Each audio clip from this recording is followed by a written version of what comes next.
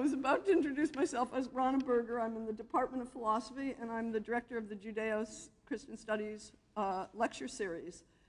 And I was working on a clever introduction for Clifford Orwin, a renowned scholar who's writing a book on the Book of Esther. Unfortunately, his plane is somewhere in Toronto, never made it to Chicago, and his last attempt to come to the Big Easy was at the American Political Science Association during the time there was an August hurricane. So he's getting a very bad impression of life in New Orleans. Actually, we're fine. It's his end today. And it just so happens, my area of my specialization is Plato and Aristotle, but I have been getting increasingly immersed in studies of the Bible in recent years. And it just so happens that I just had written a paper on the Book of Esther. Also, Gary Raymer and I, who were sitting there, had just given a talk together on it. So it's kind of in the air. And since, as I hope you'll see shortly, the theme of my reading has to do with coincidences and chance, and whether they really are coincidences and chance, this is really too perfect. Either there is divine providence behind our events today, or maybe there's truly chance. But actually the natural explanation is it's coming near to the Jewish festival of Purim, which is when the Book of Esther is read. So I was working on it, Clifford Orwin was working on it, Raymer was working on it, and it is in the air. So anyway, thank you all for coming.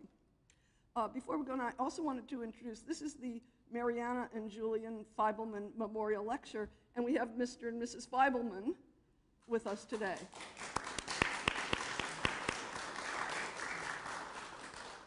So thank you. These things wouldn't happen without that kind of support.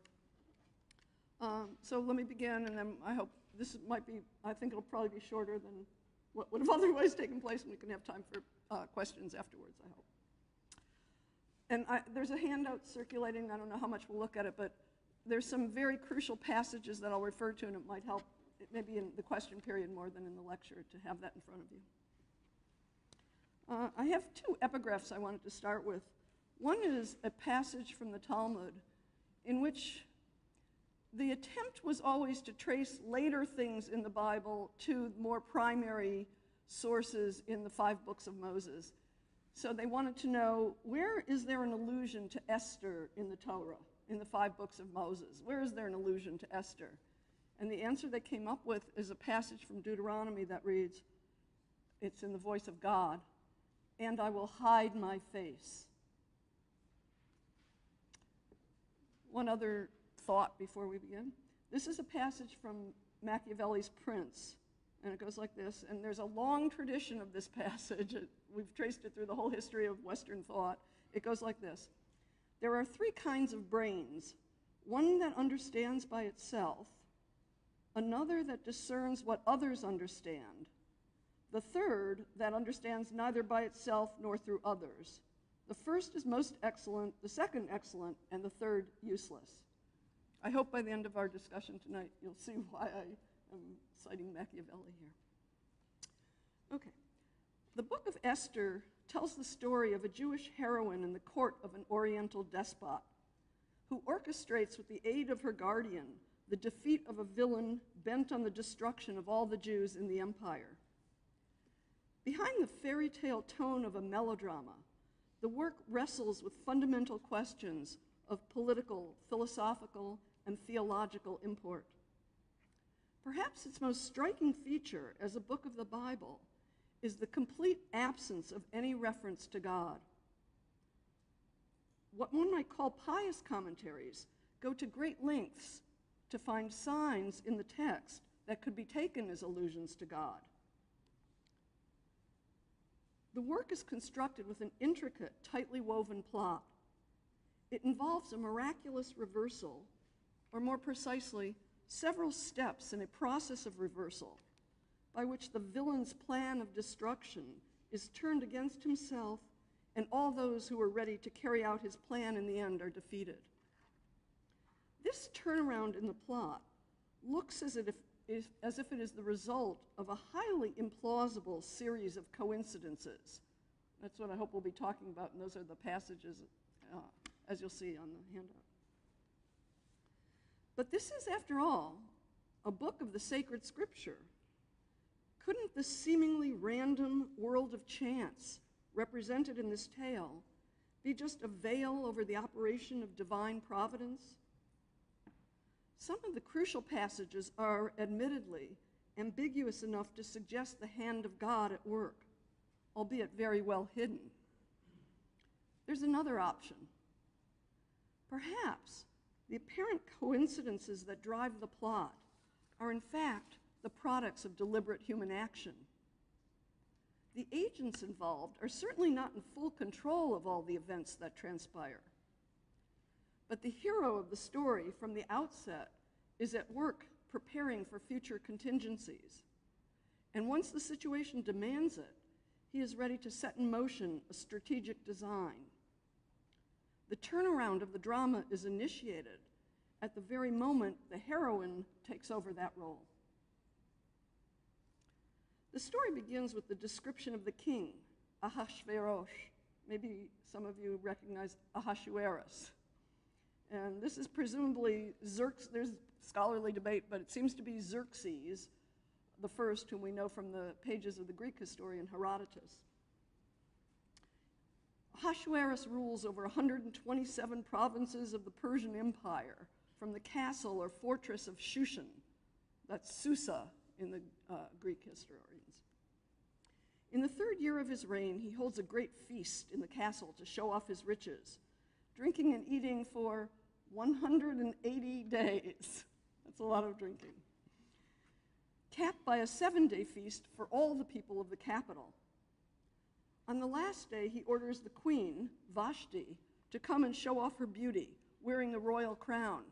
The implication is nothing else. She refuses.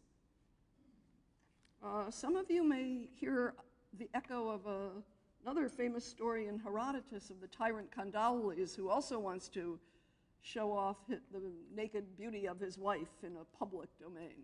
So this seems to be a theme. The queen, in her dignity, refuses to come. The ministers worry about the precedent this first lady would set for the rest of the households in the kingdom. This deed of the queen, one of them warns, will come abroad unto all the women to make their husbands contemptible in their eyes. The queen is banished from the court. We hear nothing further of her fate. And letters are sent out across the empire, ordering every man to rule in his own house. I thought this had a comic tone. My husband didn't see it as comic. Isn't that true?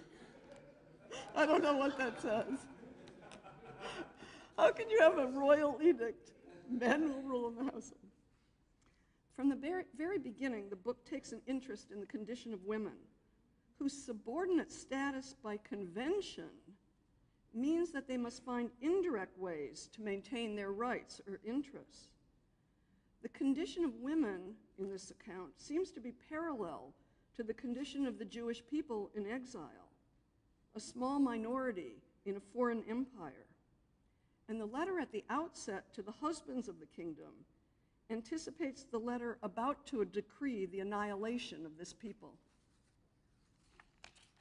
The first action of the story, turning the king's frustration with his wife into a political policy initiated by a minister who manipulates the king, sets the stage for all the events that follow.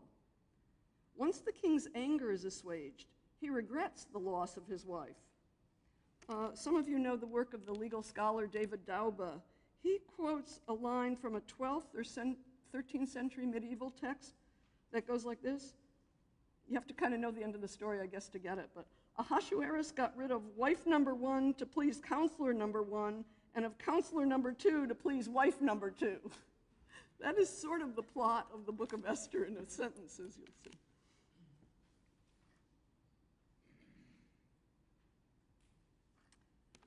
So, in the king's regret, his ministers propose rounding up all the beautiful virgins in the kingdom for him to choose a replacement. The girls are to be brought to the castle, placed under the custody of the guardian of women, and prepared, get this, treated for 6 months with oil of myrrh and 6 months with some other ointment. As I've said, that's a kind of long spa treatment. Until each is brought for one night to the king. With this context in place, we are introduced to Esther, quote, a maiden of beautiful form and fair to look on. She is an orphan being raised by her cousin, uncle, it's not clear, Mordecai, as if she were his own daughter. Mordecai is identified as, quote, a certain Jew in Shushan the capital, of the tribe of Benjamin, a descendant of King Saul among the Babylonian exiles from Jerusalem. We might want to talk later about why that lineage is important.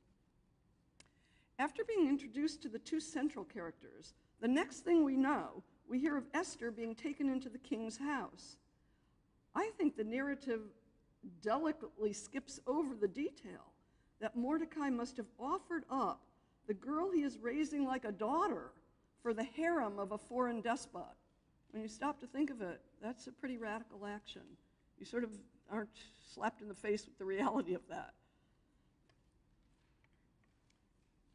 On top of that, he orders her to conceal her identity as a Jewess, which of course means that she can't obey any of the Jewish laws. She can't follow the dietary customs. So this is quite a action he's undertaking. Esther soon manages to win the attention of the guardian of women, who, quote, advances her and her maidens to the best place in the house of the women. One might wonder then whether it is indeed pure chance, as it might seem, that Esther, when she is at last brought into the king, finds, quote, grace and favor in his sight more than all the virgins.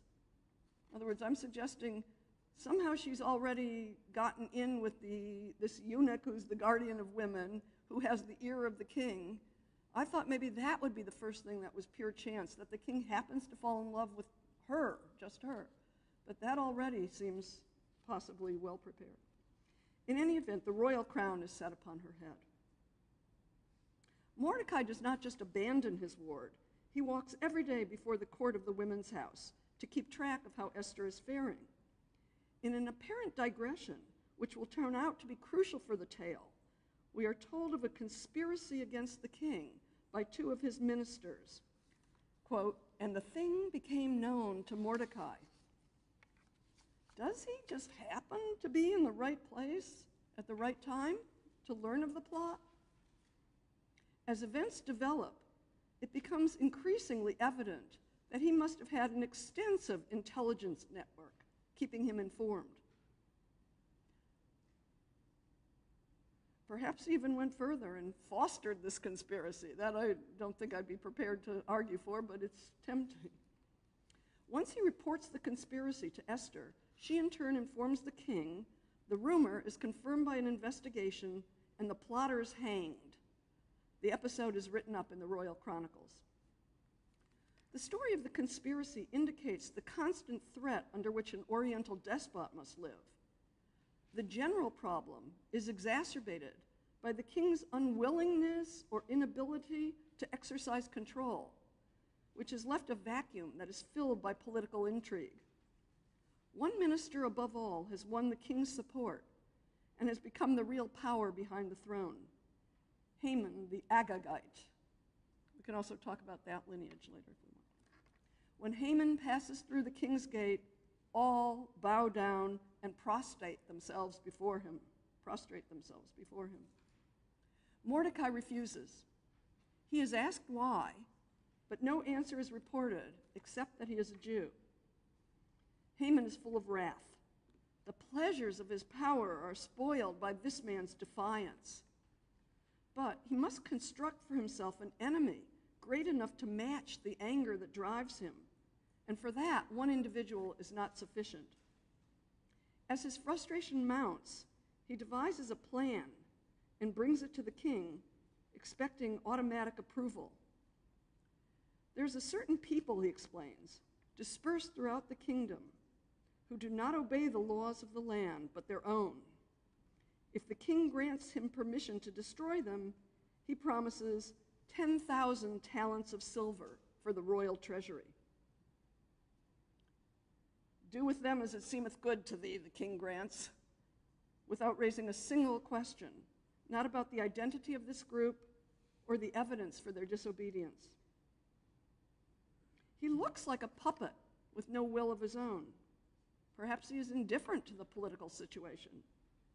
Or could he have his own interest in the annihilation of this people? Does he perhaps understand the policy Machiavelli recommends?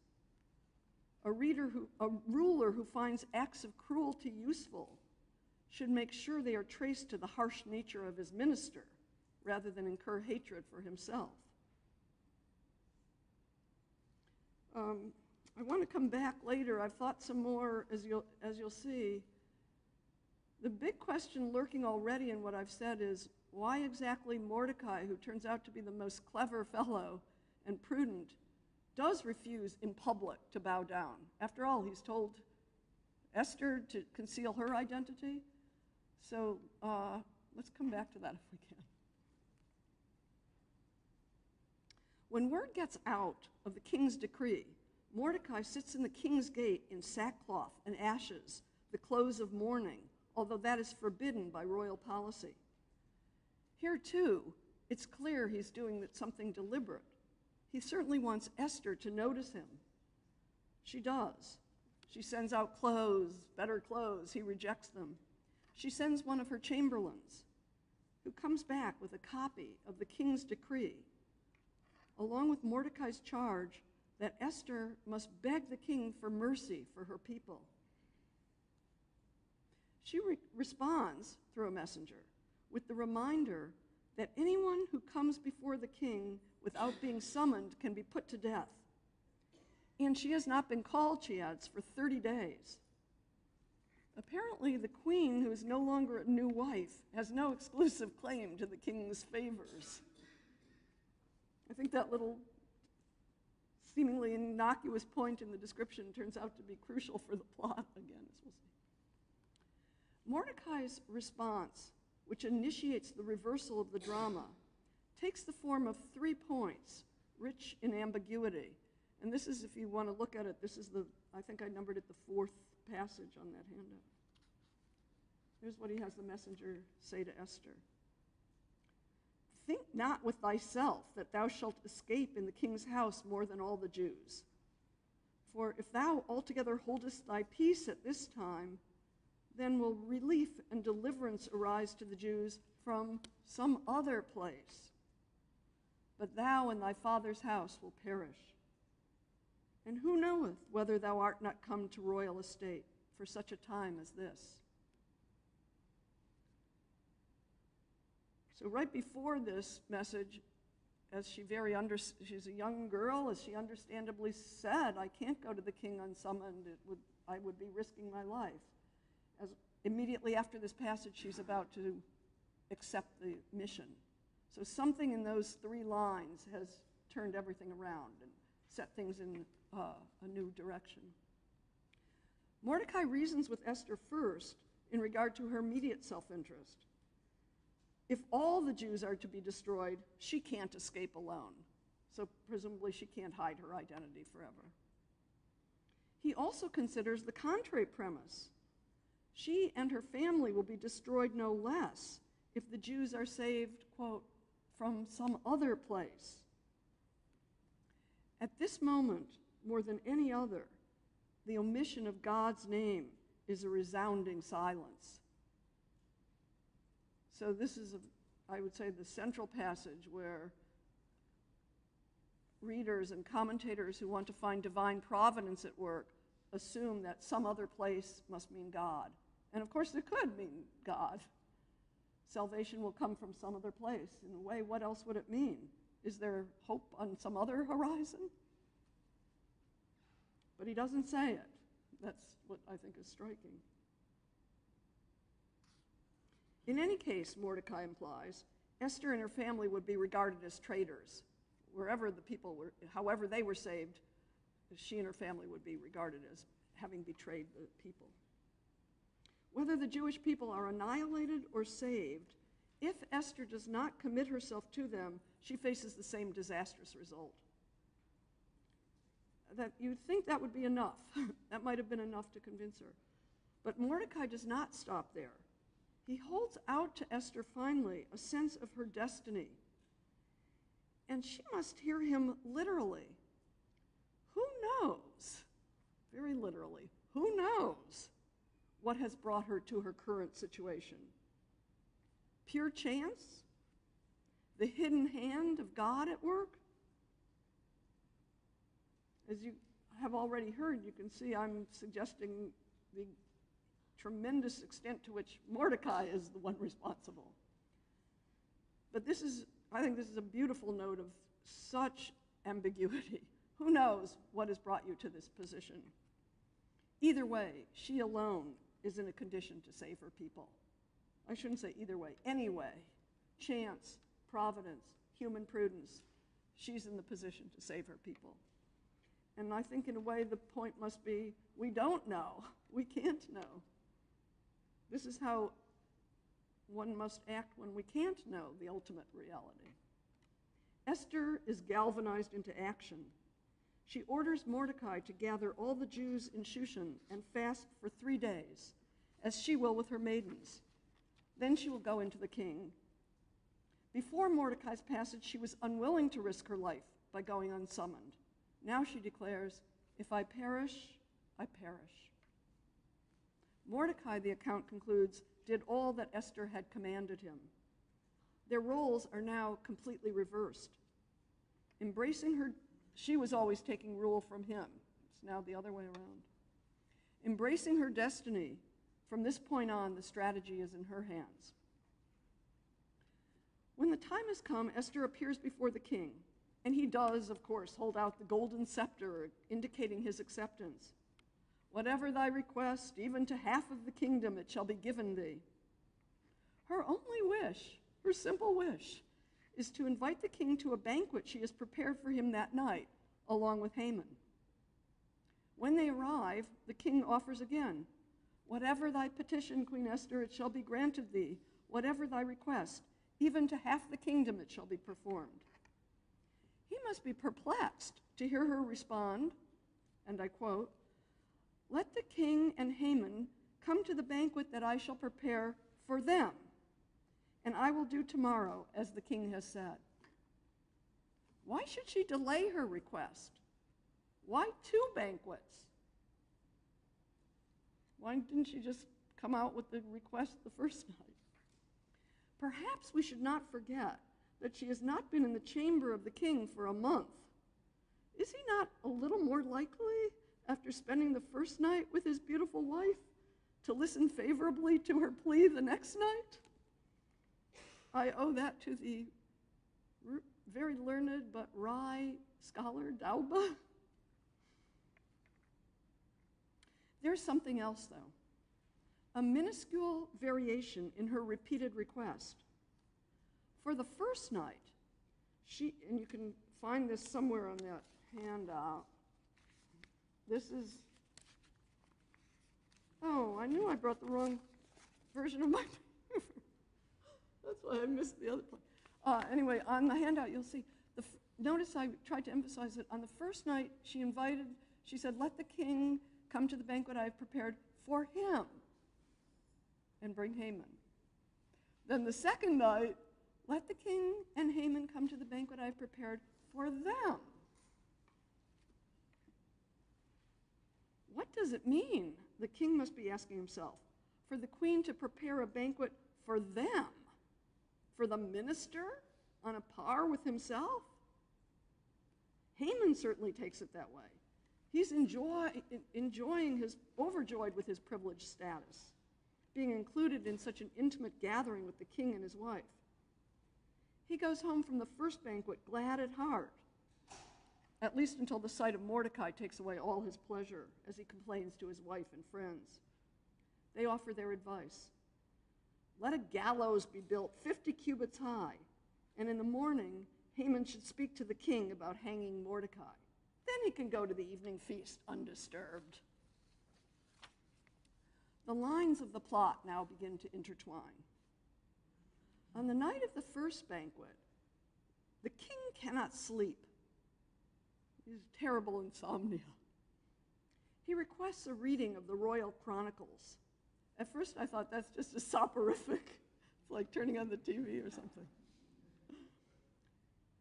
From which he hears, as we know, the story of Mordecai's discovery of the plot against him. What an amazing coincidence! Or is it? Aren't there reasons for the king's sleeplessness? Perhaps the memory of the conspiracy has come back to him vaguely, and he thinks he may find traces of its source in the royal chronicle. We know he faces potential threats to his power all the time. The possession of his queen feels no more secure to him than his throne, and perhaps more important. Should he not fear his highest minister in particular? Here is a man who has all the king's servants bow down when he passes. He issues edicts with the king's seal, barely expecting a word of approval. And now the queen has invited him, not just once, but for a second night, to what should have been a private gathering. At the end of his long, sleepless night, the king wishes to find out what honors have been bestowed on the man who saved his life. And he wonders if anyone's in the castle who might know something. Meanwhile, as you recall, Haman was advised to come first thing in the morning to propose the hanging of Mordecai. The king hears that he's in the castle and calls him in, inquiring. Famous line, that's somewhere on my handout. Oh, I won't bother to get it. Quote, "What shall be done unto the man whom the king delighteth to honor?" The king asks Haman, "What shall be done unto the man whom the king delighteth to honor?" Haman, of course, assumes this means himself. Such a man, he just says, should be dressed in royal attire, seated on a royal horse. I think the horse has a crown too. Led through the streets of the city. All of this prepared by one of the most noble princes of the realm who should cater to him. "Make haste," the king replies. "Take the apparel, the horse, just as thou hast said, and do so even to Mordecai the Jew that sitteth at the king's gate." The reversal could not be more perfect. All the honor Haman sought for himself, he must give to his bitter enemy. So, is the divine hand at work here, pulling the puppet strings? When the king uses the definite description, "the man whom the king delighteth to honor," does he speak without realizing the significance of his words? Dramatic irony par excellence, when the character says something that has so much more significance than he himself realizes. That's certainly what it is for Haman. Or is it possible that the king has been putting two and two together all night? Why has this Mordecai, who was responsible for saving him, received no honor? Why, in particular, no honor at the hands of Haman, who has taken over almost all ministerial power? Could it be that the king's reference to the man he wishes to honor be meant to test his highest minister? So, in other words, I've changed my mind about this. I'm now thinking it's dramatic irony as Haman hears it, but perhaps not in the king's mind. If he's more knowing than I at first took him to be, this would be a way to look for the response of Haman. It is hard to imagine Haman concealing his response, but it's true, he says nothing to the king. He waits until he returns home despondent. His wife and friends, who one day earlier recommended building gallows for his mortal enemy, now express their sense of impending doom. Quote, and this is, "If Mordecai, before whom thou hast begun to fall, be of the seed of the Jews, thou shalt not prevail against him, but shalt surely fall before him." They have apparently recognized the shift of power. Do they perhaps suspect that Mordecai and his people now have the support not only of the king, but even some higher power? In any case, Just as they expressed their dark vision, the king's chamberlains arrived to convey Haman to Esther's second feast. As this banquet of wine, it's referred to, commences, the king repeats his offer. Whatever thy petition, Queen Esther, it shall be granted to thee. Whatever thy request, even to half the kingdom, it shall be performed. Esther is now ready to present her case. If I have found favor in thy sight, O king, and if it please the king, let my life be given me at my petition, and my people at my request. For we are sold, I and my people, to be destroyed, to be slain, and to perish. Sold to be slain. A strange expression. But it captures actually quite perfectly Haman's plan, which must have appealed to the king above all, with the promise of 10,000 talents of silver from the spoils of the annihilation. Too many contemporary resonances, I think. Who dares to do such a thing, the king demands, obviously completely focused on the threat to his wife. Once again, dramatic irony. For the edict that decreed this fate came from the king himself, at least his own name and his signet seal, his ring. Or does Ahasuerus have some recollection of how he readily approved Haman's proposal to annihilate this certain people? Of course, what he did not know then and has just discovered now is that he was condemning his own wife to death. Esther now has all the pieces in place to reveal the man responsible, without, of course, blaming the king himself. Whatever she thinks, she has to keep that out of the picture. An adversary and an enemy, even this wicked Haman. I think that's, we're not quite at the moment of the image that I have on the handout. I've discovered the enormous number of Rembrandt and many, many others of paintings of this moment at the banquet. There's some marvelous paintings of the episode. So she points to the wicked Haman now. Overcome with anger, the king retreats into the palace garden. So, again, is he shocked to learn of the machinations of his highest minister? Or is he just absorbing the confirmation of suspicions that have been building up in him for a long time now? Or is he at the same time pained by the realization of his own role in these events? Haman, in any case, now terrified, must beg for Esther's mercy. And when Ahasuerus re-enters moments later, he finds his minister, quote, fallen upon the couch whereon Esther was. That's the scene I think I wanted on that image. And from what I've read, this fallen upon generally can have sexual connotations. But of course we know he's begging for his life. What the king sees is a scene of seduction. He cries out, "Will he even force the queen before me in the house?" The king's re-entry at the very moment Haman has fallen upon Esther's couch appears to be another extraordinary coincidence, just at the right moment. Or does the invisible hand of providence lie behind the appearance of pure chance? What about Esther? She understood perfectly well from the start the one concern that would move the king. She has been busy all along planting the seeds of jealousy in his mind.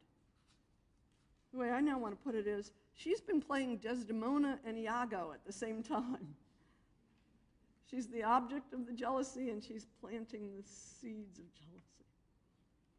The king's momentary departure from the banquet provided precisely the opportunity for which she has been waiting to carry her strategy to its conclusion. The servants present cover Haman's face. His fate is now sealed. One of the ministers, who must see where his future advantage lies, reminds the king of the gallows Haman made for Mordecai, and the king simply adds, "Hang him thereon." Once again, the king initiates no action. He just gives voice to the idea implied by his minister. Haman hung on the gallows he built for his enemy? Poetic justice. The good man's service has been recognized now, and the wicked man has fallen. A just order has been established. But what brought it about? Not a desire to see justice done. What has moved the king is the passion of jealousy. In fact, the one reaction, maybe the only reaction that belongs to the king himself, is stirred up by a misinterpretation. A false belief, driven by the king's possessiveness and insecurity, is the critical mechanism for the turnaround of the plot. With the hanging of Haman, the king's anger is assuaged. He turns over the house of Haman to his queen, and his own ring, taken back from Haman, he gives to Mordecai. And yet, you almost forget, nothing has changed in the world outside the castle. Esther's mission to save her people remains unfulfilled. Once more, she falls at the feet of the king. He holds out the golden scepter, and this time she rises to speak. If it please the king, and if I have found favor in his sight, and if the things seem right before the king, and if I be pleasing in his eyes, she's got all bases covered. Let it be written to reverse the letters devised by Haman to destroy the Jews in all the king's provinces. For how can I endure to see the evil that shall come unto my people? In her double prelude, Esther appeals to the king's affection for her and to the rightness of the action she calls for. But the king has little interest in the problem outside the castle walls. Or as I suggested before, perhaps this is the very policy he wanted. An edict sealed with the king's ring, he explains, cannot be revoked. He must do something to placate the queen. And he says, quote, "Write ye also concerning the Jews, as it liketh you, in the king's name, and seal it with the king's ring." It is Mordecai who writes the letters, sent out to 127 provinces, proclaiming the king's permission to the Jews in every city to defend themselves on the very day that had been designated for their annihilation. And the text is beautiful. It's almost, except that there are more swift steeds that carry these letters, it's almost word for word the same as the passage in the beginning with the decree of annihilation. The reversal within the intrigues of the court is now followed by a reversal in the political world. The day that the enemies of the Jews expected to achieve a great victory is turned to their defeat. Given their numbers, this can hardly be a matter of chance on the battlefield. If the divine hand were at work anywhere establishing the intended order, it would presumably be here. But the narrative offers another alternative as it describes the situation of the Jews around the kingdom.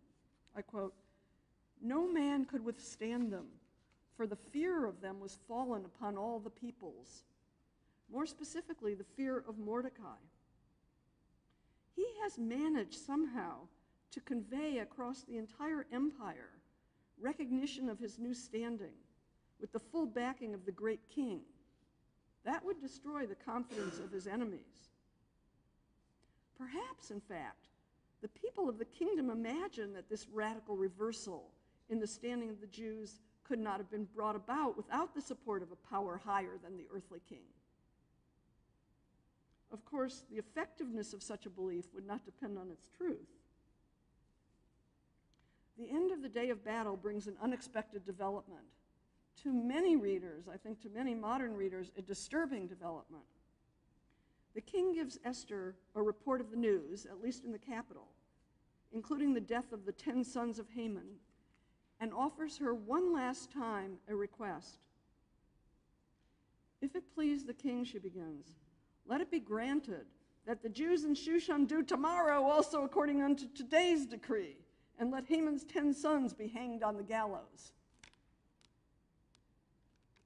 Is Esther suddenly moved by an angry desire for vengeance? We certainly have seen no sign of that in her character. On the contrary, she has consistently exhibited the prudence she shares with her guardian, along with the dedication to her people. Could she be acting now on another Machiavellian insight into political necessity?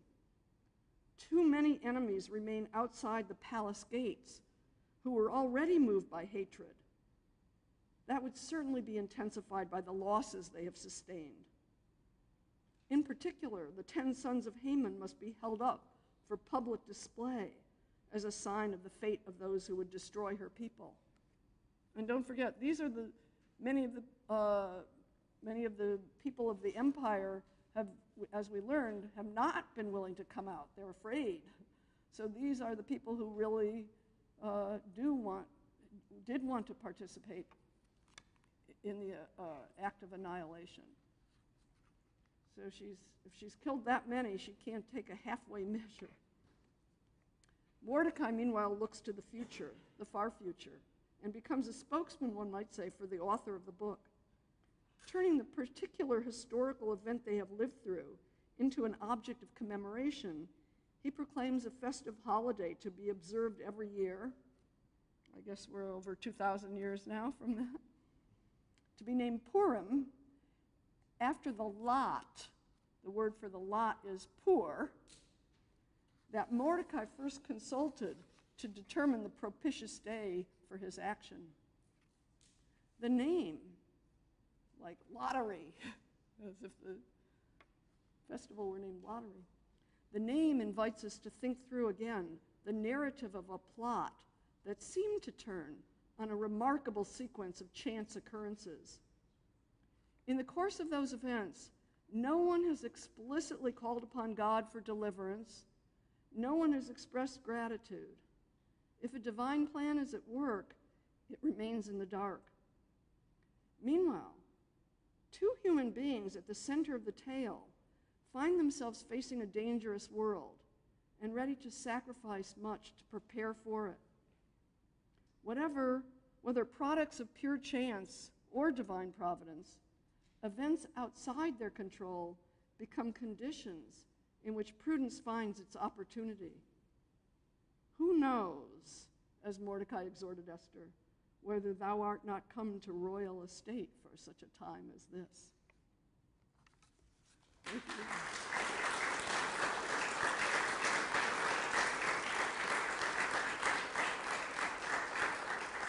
You know, I think this goes back to, as I said earlier, I would want to come back to, when you think about it, if he had not refused to bow down, here's Mordecai, he's concealing Esther, he's doing everything in a very cunning and clever way.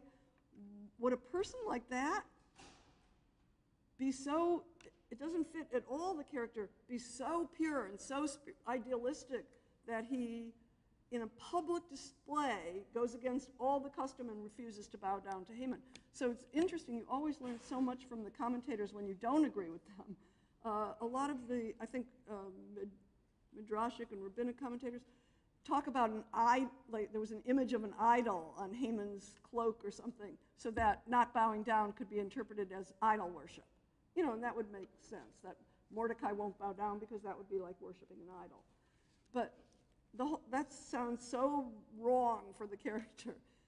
So we've been talking about, it really looks like a deliberate action. His refusal to bow down can't just be idealistic or accidental. So if it's deliberate, you want to start thinking about what was he trying to accomplish? What was the goal he was looking to? Obviously he wants to, he knows how, he's smart enough, he knows how it will antagonize Haman.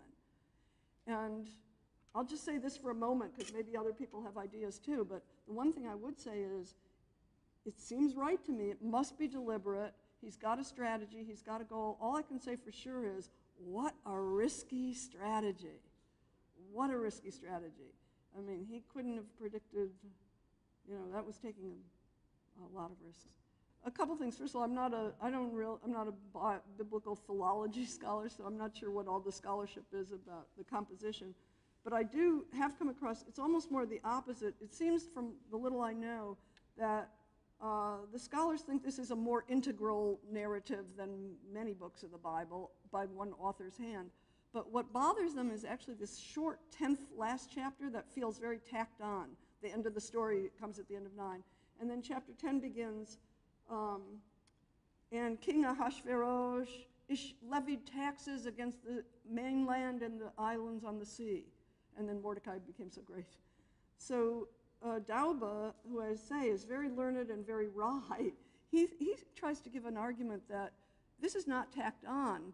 He really reads it as a message to foreign emperors in the future. If you want this people to be advantageous and beneficial to you, the path is not slaughter but taxation. It's a sad but realistic point, I think. As I say, he's aware what a threatening world they're living in. It turns out, we find out by the end of the narrative, 75,000 people in the empire wanted to kill them, wanted to kill his people. So that doesn't happen overnight. He's got to be aware of that. And he's taking, as I say, I think some real sacrifices, like sending his daughter, would-be daughter, to the harem. But these are, I think he sees a certain necessity. I think a standard view, which I held until very, very recently, is the king, and I think I mentioned this in the beginning, the king really seems, on a natural reading, the king seems like a puppet. He's usually considered traditionally to be kind of, we said, like a dolt, right? A sort of drinking, hedonistic dolt with, how many women does he have? A new one every night for 180 days of drinking and so forth. He doesn't care what's going on. And he seems so empty, and there's a vacuum there. And then all this political intrigue, everybody's volleying for power, and Haman has so far succeeded in taking over.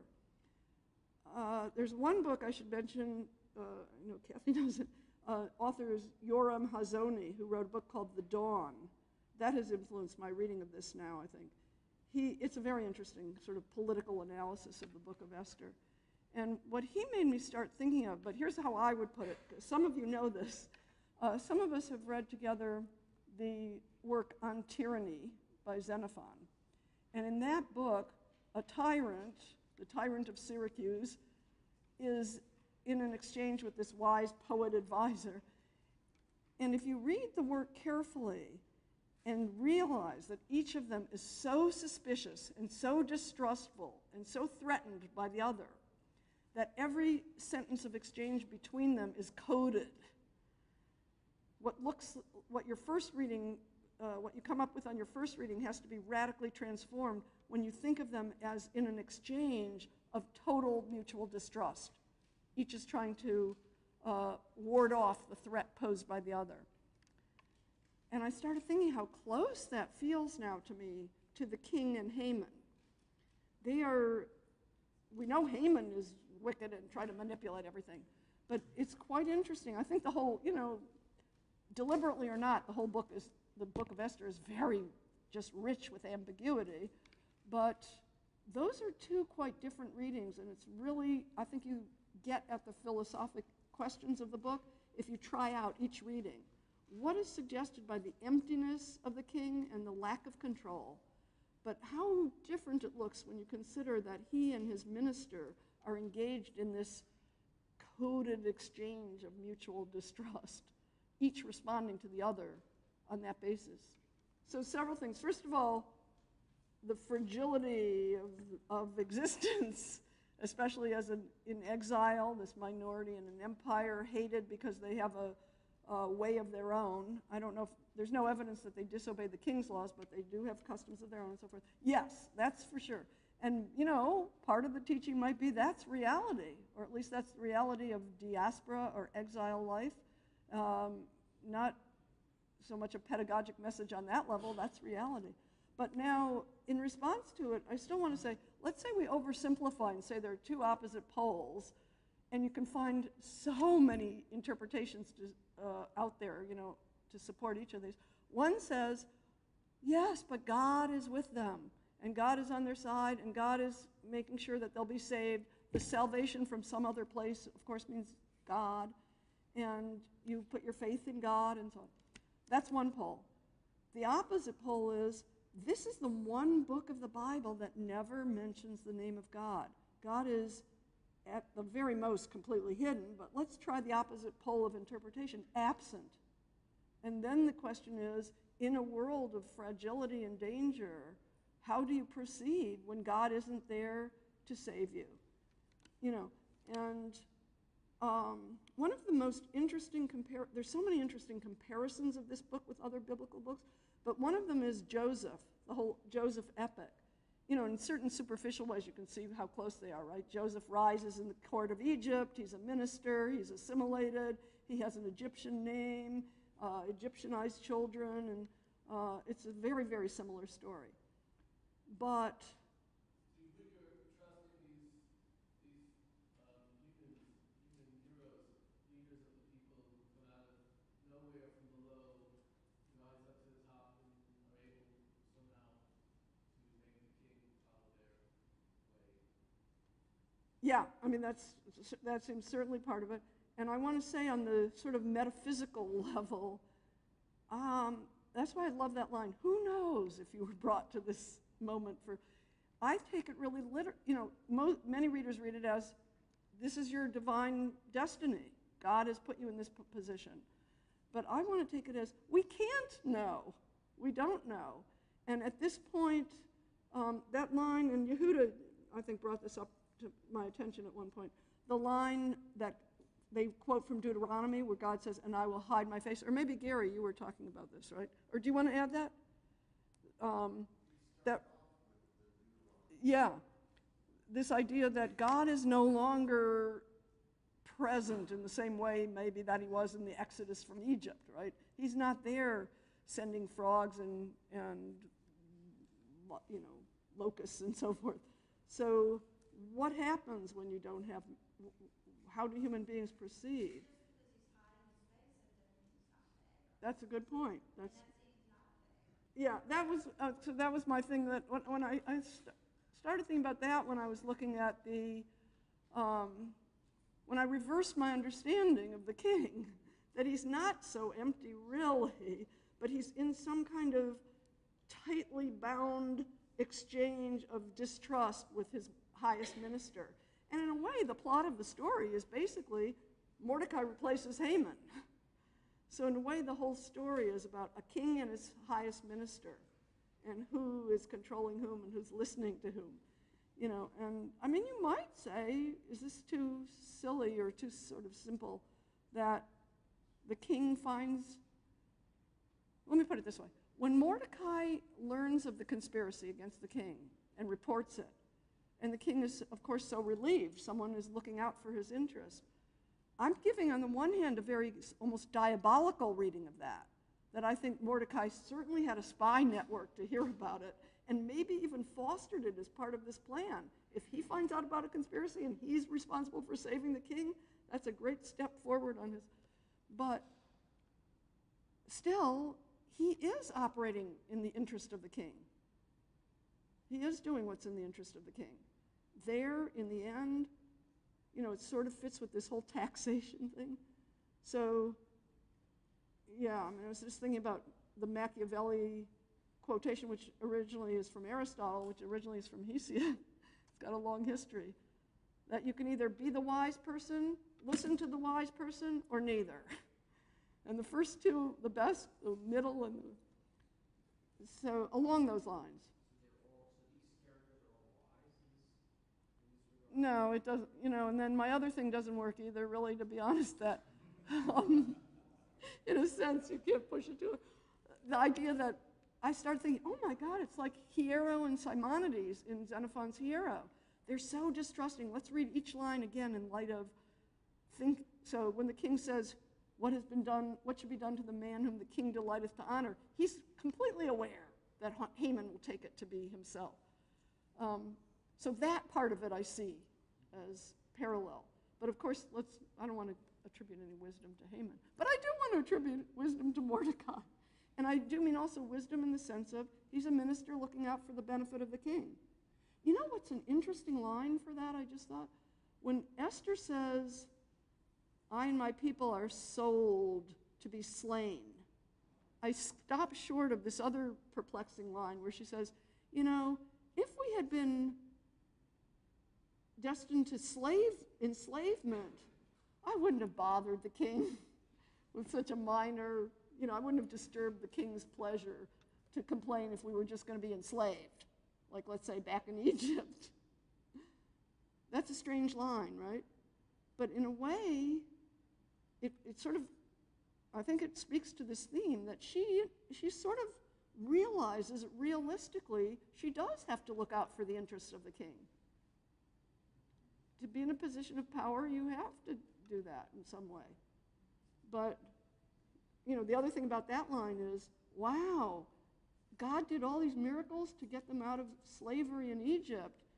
That was nothing. Now now it's genocide, if you allow me to use that term. You said maybe genocide isn't the right word.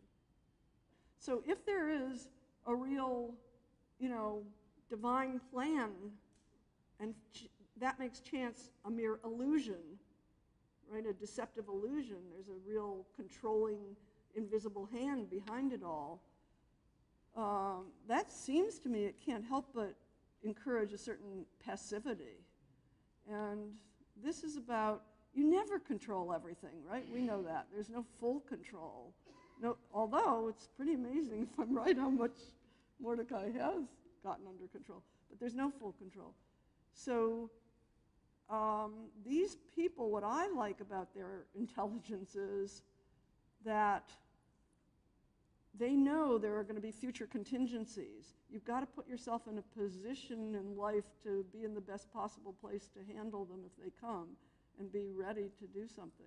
They're doing even almost a little more than that, but that's sort of the basic strategy. There's a kind of parallel set up right in the beginning, as I suggest, between the condition of women and the condition of this minority people, that they don't have any conventional authority or power, and you have to be very indirect and very clever and somehow take advantage of the weak or the flaws of those in power.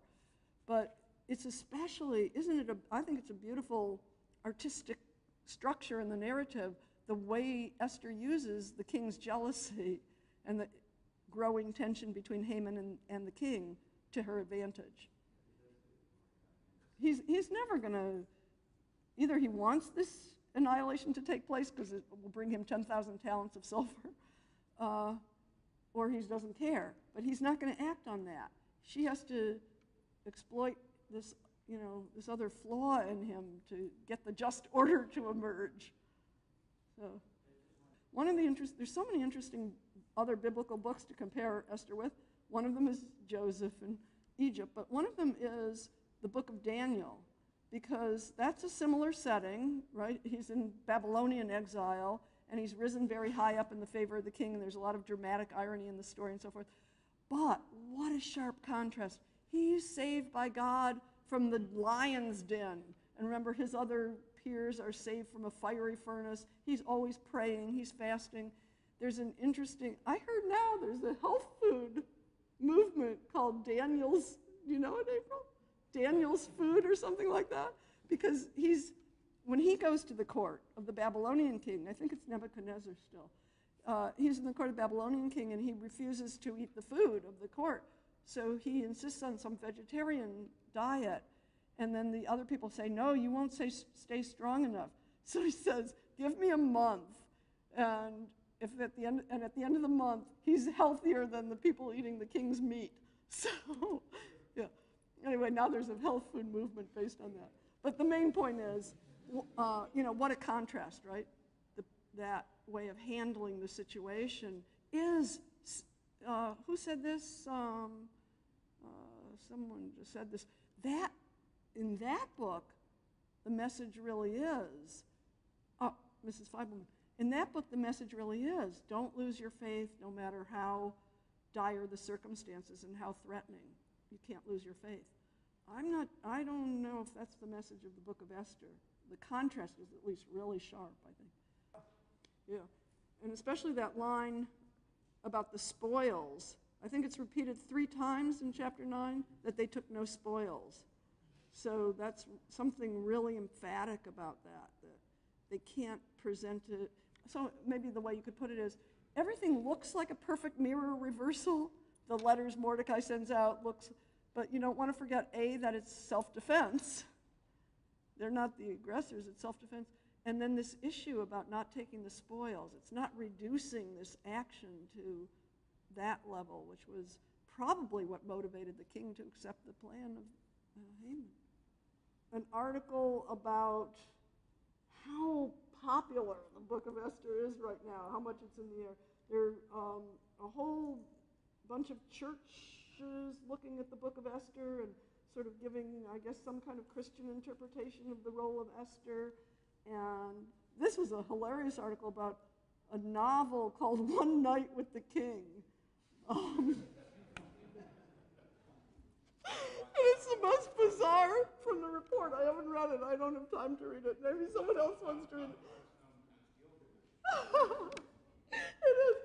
This is the most bizarre combination of really bodice-ripping romance, One Night with the King, and how she really is lustful for Ahasuerus and so forth, with piety, because it's all about God, and that's not in the biblical text.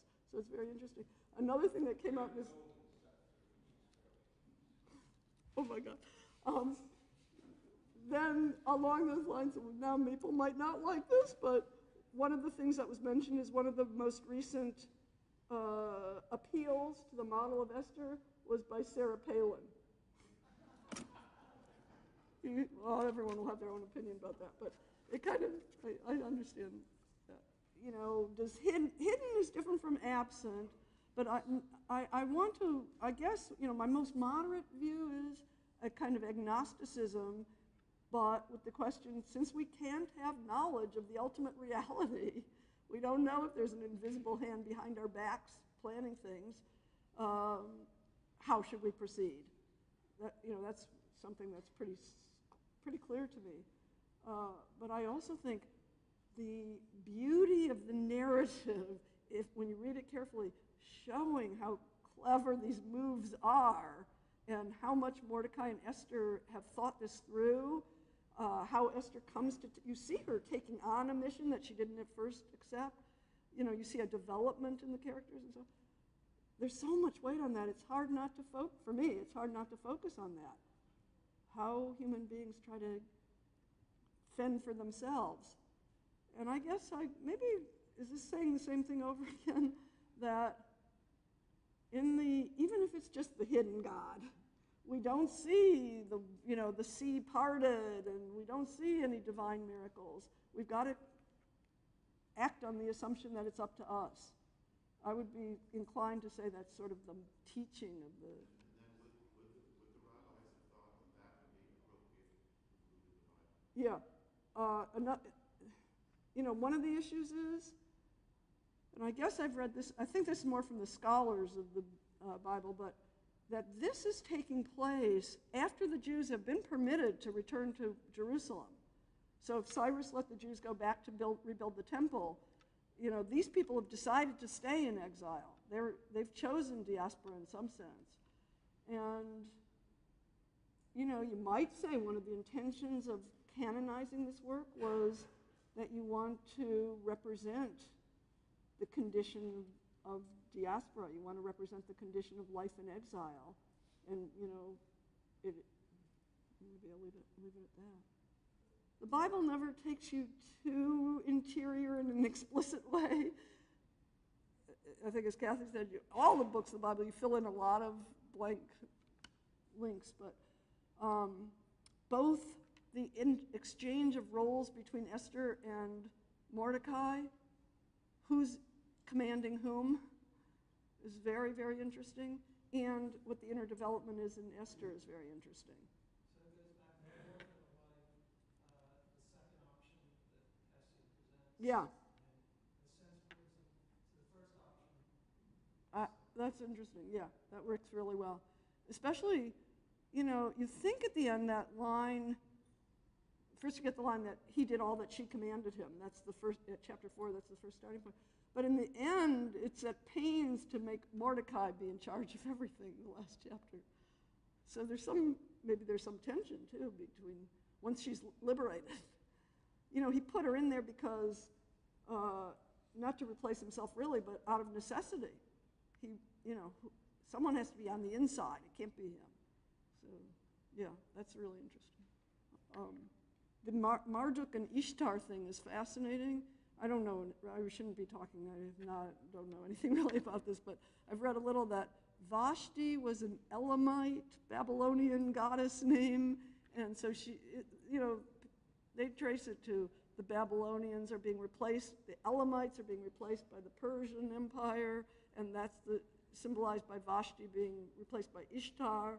I tried to read more, find out more of the myths about Ishtar and Marduk to see if this really maps on to our story. But these were very important deities under Xerxes. Yeah. After Cyrus and Darius, then this kind of regimen, these became very important figures. Ah, very interesting. And isn't it, you sort of forget, we kind of have Athens and Jerusalem as two different traditions, but this is a convergent story. There's so many threads to, especially Herodotus, from this biblical account. I forgot. Oh, it's Xerxes. I know Xerxes. Perhaps we should stop there. Thank you all.